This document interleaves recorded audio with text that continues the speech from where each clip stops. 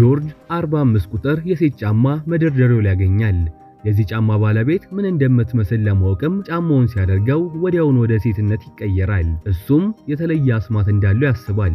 ጆርጅ የትኛውንም የሰው ጫማ ሲያደርግ የጫማውን ባለቤት ይሆናል። አንዳንዴ ጥቁር ሰው፣ አንዳንዴ ደግሞ ሽማግሌ ይሆናል። ምናልባትም የሞተ ሰው ጫማ ካደረገ ደግሞ እንደዚህ አስፈሪ የሞት መንፈስ ይመስላል። ከቀናት በፊት ጆርጅ ምንም አይነት አስማት ያልነበረው ተራ ጫማ ሰፊ ነበር። ለብዙ ዓመታትም ጫማ በመጠገን ሥራ ይተዳደር ነበር። በተለይም የጫማዎችን ሶል በመቀየር ይታወቃል። ከ20 ዓመታት በፊት የጆርጅ አባት እዚሁ ጫማ ቤት ውስጥ እየሰራ ነበር የጠፋው። እስካሁንም ድረስ በሕይወት ይኑር ይሙት የሚታወቅ ነገር የለም። አንድ ቀን ሄነሪ የሚባል ግለሰብ ወደ ጆርጅ ሱቅ ጫማ ለማሰፋት ይመጣል። ገብቶ ከተቀመጠ በኋላ ለጆርጅ በጣም ሀብታም እንደሆነና አሁን ያደረገው ሰዓት ብቻ 3 የጆርጅን አይነት ሱቅ መክፈት እንደሚችል ይነግረዋል። ቤቱም በርካታ የዚህ አይነት ሰዓቶች እንዳሉት እየነገረው ይሳለቅበታል። በመቀጠልም ጫማውን ይሰጠውና ማታ መጥቶ እንደሚወስደው ይነግረዋል። ጫማውንም ሰርቶ ሳይጨርስ ከስራ እንዳይወጣ አስጠንቅቆት ይሄዳል። ጆርጅም ከመደበኛ የሥራ ሰዓት ውጪ ጫማውን በመስራት ላይ ያለ ማሽኑ ይበላሽበታል። ወደ ስቶር ገብቶ መቀያየሪያ ዕቃ ሲፈልግ አባቱ ይሰፋበት የነበረውን አሮጌ ማሽን አገኘ። ጫማውንም በአሮጌ ማሽን ሰፍቶ ከጨረሰ በኋላ ሰውየው እስከሚመጣ በመጠባበቅ ላይ ሳለ የሰፋውን ጫማ ያየውና ለመሞከር ሲል ያደርገዋል። ነገር ግን ጆርጅ ጫማውን ሲያደርገው በሚያስደነግጥ ሁኔታ ሙሉ በሙሉ ገጽታው ይቀየርና የጫማው ባለቤት የሆነውን የሄነሪን መልክ ይይዛል። እሱም በድንጋጤ ቶሎ ብሎ ጫማውን ያወልቀዋል።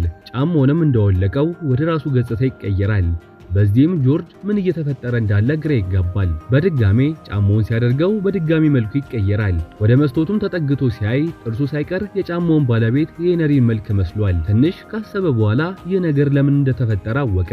የተረዳውም ነገር አባቱ ሲሰፋበት በነበረው አሮጌ ማሽን የተሰፉ ጫማዎች ገጽታን እንደሚቀይሩና አሮጌ ማሽን ላይ አስማት ቢጤ እንዳለ ተረዳ። ጆርጅም የተወሰኑ ጫማዎችን አውጥቶ በማሽኑ ከሰፋ በኋላ ሲያደርጋቸው ገጽታውን ሙሉ በሙሉ ወደ ጫማው ባለቤት ይቀይሩታል። ከዚህ በኋላ ጆርጅ ሕይወቱ ደስ የሚል ሆነ። የሁሉም ደንበኞች ጫማዎች ለጆርጅ መጫወቻ ሆኑለት። የሰዎችን ጫማ በማድረግ እየወጣ መዝናናት ጀመረ።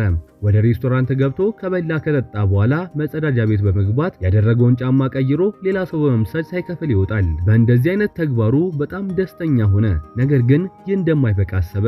በሌላ ጊዜ አንድ ቆንጆ ሴት የፍቅረኛዋን ጫማ ልታሰፋ ትመጣለች። ጆርጅም ልጅቷን ካያት በኋላ በጣም ስለተመቸችው እሷን እንዴት ሊያገኛት እንደሚችል ሲያስብ በድንገት አንድ ሐሳብ መጣለት። ይኸውም የፍቅረኛዋን ጫማ በማድረግ ወደ እሷ ቤት መሄድ ነበር። ማታ ላይም በቀጥታ ወደ እሷ ቤት ካመራ በኋላ ምንም ሳይፈራ ወደ ክፍሏ ይገባል። በዚህ ሰዓትም እሷ ሻወር እየወሰደች ነበር። ጆርጅ ባየው ነገር ተደናገጠ። እሷም እንዳየችው ፍቅረኛዋ መስሏት አብሯት ሻወር እንዲወስድ ትጋብዘዋለች። እሱም ልጅቷን ስለወደዳት ሐሳቧን በደስታ ተቀብሎ መዋላለቅ ጀመረ። ነገር ግን ጫማውን ከወለቀ ወደ ማንነቱ እንደሚመለስ ትዝ ይለዋል። በዚህም በጣም በመደንገጥ ከቤቷ በመውጣት መሮጥ ጀመረ። ከአካባቢውም ከራቀ በኋላ ጫማውን በመውለቅ ወደ ማንነቱ በመመለስ ወደ ቤቱ ሄደ። ጆርጅ የበርካታ ደንበኞቹን ጫማ በማድረግ በጣም ደስ የሚሉ ጊዜያትን ያሳልፋል። በሌላ በኩል ጆርጅ ቤት ውስጥ የሚያስታምማት እናት አለችው። እናቱም ከዕለት ወደ ዕለት በሽታዋ እየተባባሰ ነው የሚገኘው። እሱም እናቱ ከመሞቷ በፊት ምኞቷን ለማሳካት ያስባል። የመጨረሻ ምኞቷም ምን እንደሆነ ይጠይቃታል። እሷም ለመጨረሻ ጊዜ ከባሏ ጋር እራት ብትበላ ደስተኛ እንደምትሆን ትነግረዋለች። ነገር ግን የጆርጅ አባት ከቤት ከጠፋ 20 ዓመታት አልፎታል። ጆርጅ ግን የእናቱን ምኞት ለማሳካት በማሰብ አባቱ ጥሎት የሄደውን ጫማ በአሮጌው የጫማ መስፊያ ማሽን ይሰፋዋል። ከዛም ጆርጅ ጫማውን ሲያደርገው ሙሉ በሙሉ ገጽታው ወደ አባቱ ተቀየረ። ምሽት ላይም እናቱ በመለባበስ ላይ ያለች ጆርጅ ጫማውን አድርጎ መጣ። እናቱም ከ20 ዓመታት በላይ ሳታየው የቆየችው ባሏን በማየቷ በጣም ትደነግጣለች። እንደናፈቃትም ትነግረዋለች። ጆርጅም አባቱ ሊናገር የሚችላቸውን ቃላቶች ይናገራል። ይዟትም ይወጣና እራት አብረው ከበሉ በኋላ ተነስተው ይደንሳሉ። የእናቱን ምኞት ካሳካ በኋላም ወደ ቤት ተመልሰው አልጋ ላይ አስተኝቷት ይሄዳል። በቀጣዩ ቀን ጆርጅ ወደ እናቱ ጋር ሲመለስ ግን እናቱ በሕይወት አልነበረችም። ከቀናት በኋላ ከሐዘኑ ተረጋግቶ ወደ ስራ ይመለሳል። እንደተመለሰ ሄነሪ በመምጣት በጣም በንዴት ውስጥ ሆኖ ይህንን ሁሉ ጊዜ የት ነበርክ ብሎ ይጠይቀዋል። ጆርጅም ያን ቀን ጫማውን ጨርሶ ሲጠብቀው ሄነሪ እንዳልመጣ ይነግረዋል። ሄነሪ ግን ሊረዳው አልቻለም ነበር። ይባስ ብሎ እናቱን ይሳደባል።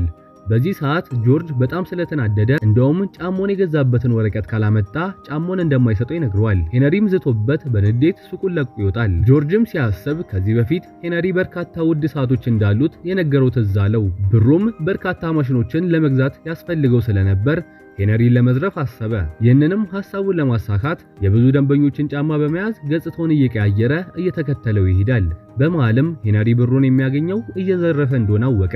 ጆርጅ ቤቱ ድረስ ከተከተለው በኋላ የሄነሪን ጫማ በማድረግ ሄነሪን መስሎ ወደ ቤት ውስጥ ይገባል። ከብዙ ፍለጋ በኋላ አንድ ሳጥን አገኘ። ሳጥኑን ሲከፍተው ሙሉ በሙሉ መሳሪያ ነበር። ከሳጥኑ ውስጥም ኤሌክትሪክ ሾክ ያገኛል። ምን እንደሆነም ለማወቅ አንስቶ እጁ ላይ ይሞክረውና ራሱን ስቶ ይወድቃል። ጆርጅ ከወደቀበት ሲነቃም ረጅም ሰዓታት አልፎት ነበር። የሄነሪን ጫማ አድርጎ ከቤት ለመውጣት ሲጣደፍ ሄነሪ ደግሞ ወደ ቤት ሊገባ ሲል ተገናኙ። ሄነሪ ሲያየው ተደናግጦ ጆርጅን ይመታዋል። ነገር ግን ጆርጅ ኤሌክትሪክ ሾኩን ይዞ ስለነበር ሄነሪን ራሱን ያስተዋል። ከወንበር ጋርም ካሰረው በኋላ የሌላ ሰው ጫማ አድርጎ በሌላ ሰው ገጽታ ሄነሪን ማወራት ጀመረ። ሰዓቶቹን የት እንዳስቀመጠ ይጠይቋል። ነገር ግን ጆርጅ የተቀየረው ወደ ትንሽ ልጅ ስለነበር ሊፈራው አልቻለም። ጆርጅም ወጥቶ የሴት ጫማ በማድረግ ሴት ሆኖ ይመለሳል። ከብዙ ትግል በኋላም ሰዓቶቹ የት እንዳሉ ይነግረዋል። እሱም ሰዓቶቹን ከወሰደ በኋላ ሄነሪን ራሱን ሊያስተው ሲጠጋ በድንገት በሩ ይንኳኳል።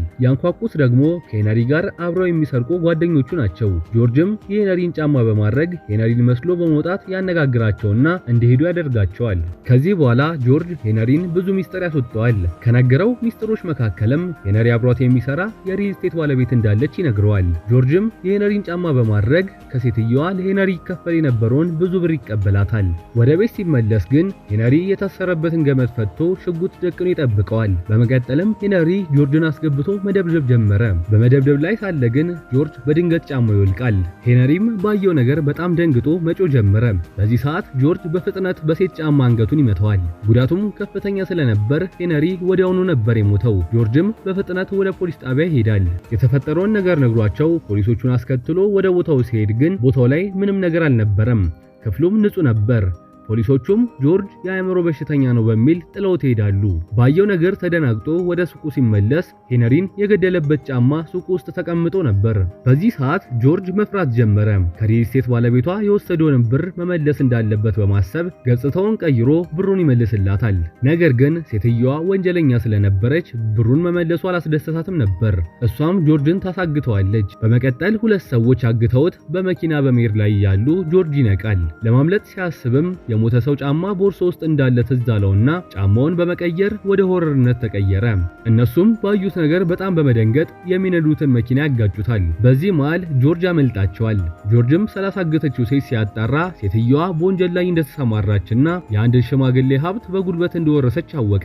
እሱም ሽማግሌውን ከሴትየዋ ነፃ ለማውጣት በማሰብ ሽማግሌውን ያናግረዋል። በመቀጠልም ለሪፖርተር ጋዜጠኛ ሁሉንም በማሳወቅ እያንዳንዱ የሴትየዋ እንቅስቃሴ ሪከርድ እንዲደረግ ያደርጋል። በመጨረሻም ሴትየዋ ሽማግሌውን በማስገደድ ላይ ሳለች እንድትያዝ ያደርጋል። ሽማግሌውም ነፃ ይወጣሉ። ፊልሙ በዚህ አላበቃም ነበር። ጆርጅ የገደለውን ሄነሪን በመምሰል ሄነሪ በፊት በግፍ ንብረታቸውን የቀማቸውን ሰዎች እየዞረ ይቅርታ በመጠየቅ ገንዘባቸውን ይመልሳል። ከዚህ በኋላ መንገድ ላይ ሲሄድ ከዚህ በፊት ከሄነሪ ጋር ግጭት የነበራቸው ሰዎች ጆርጅን ያፍኑታል። ይዘውትም ሲጓዙ በድንገት የመኪና አደጋ ይደርስባቸዋል። ጆርጅም ራሱን ከሳተበት ሲነቃ አንድ ግለሰብ ሕይወቱን ታደጎታል። ይህ ሕይወቱን የታደገው ሰውም ጫማውን ሲያወልቅ አባቱ ነበር። ጆርጅ በተመለከተው ነገር በጣም ይደነግጣል። አባቱንም ተጠግቶ ለምን እንደጠፋ ይጠይቀዋል። አባቱን በመመለስ እንዳልጠፋና ሁሌም የሚከታተላቸው እንደነበር ይነግረዋል።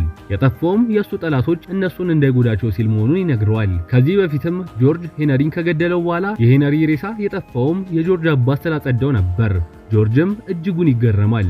አባቱም ወደ ምድር ቤት ይዞት ሄድና ለዓመታት ያጠራቀማቸውን የጫማ ስብስብ ያሳየዋል። በእነዚህ ጫማዎችም ጆርጅ የፈለገውን መሆን እንደሚችል ይነግረውና ፊልሙ እዚህ ላይ ያበቃል። ውድ የቻናሌ ተከታታዮች ለዛሬ ይዤላችሁ የመጣሁት ፊልም ይህን ይመስል ነበር። በፊልሙ እንደተዝናናችሁ አልጠራጠርም። ፊልሙ ከተመቻቸው ላይክ እና ሼር ማድረግ አትርሱ። ሰብስክራይብ ያላደረጋችሁ ሰብስክራይብ በማድረግ ቤተሰብ ይሁኑ። በቀጣይ እንዲሰራላችሁ የምትፈልጉትን የፊልም ርዕስ ኮሜንት ቦክስ ላይ አስቀምጡልኝ። በሌላ የፊልም ትረካ እስከምንገናኝ ሰላም ቆዩ።